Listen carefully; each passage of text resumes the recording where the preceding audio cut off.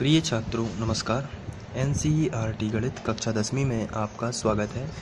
आज हम लोग उदाहरण 5 करेंगे, जिसमें दिया गया है संख्याओं 4 पर n की घात पर विचार कीजिए, जहां n एक प्राकृतिक संख्या है। जांच कीजिए कि n का कोई ऐसा मान है जिसके लिए 4n अंक शून्य पर समाप्त होता है। तो ये क्वेश्चन इस तरीके का है कि इसमें कुछ थ्योरिकल भाषा लिखनी है, तो मैंने ये पहले से लिखी हुई है। और इसमें संख्याएं 4n में यदि n के ऐसे मान हैं जिसके लिए कोई संख्या शून्य पर समाप्त होती है, तब यह संख्या 5 से विभाजित होगी। सबसे पहले तो यही आपको समझना है।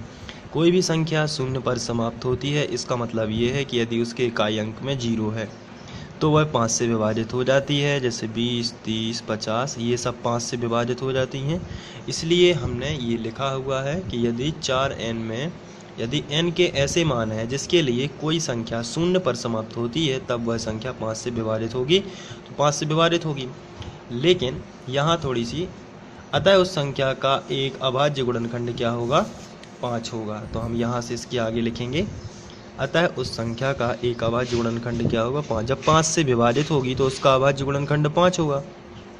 अतः उस संख्या का अभाज्य गुणनखंड, यहाँ पर हम लिख लेते हैं अभाज्य गुणनखंड जो है वो 5 होगा। तो लेकिन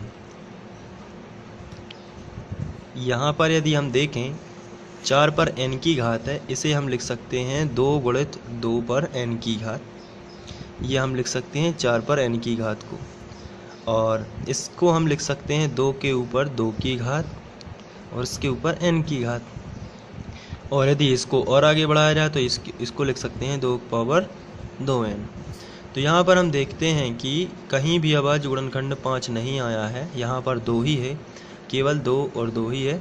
इसलिए हम इसके लिए लिखेंगे, अतः संख्या 4n में n का कोई ऐसा मान नहीं है, ऐसा मान नहीं है जो शून्य पर समाप्त हो।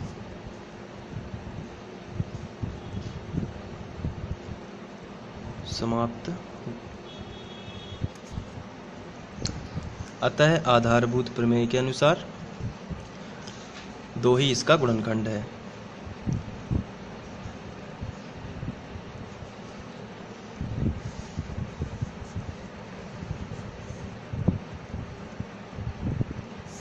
दो ही एक गुणनखंड है।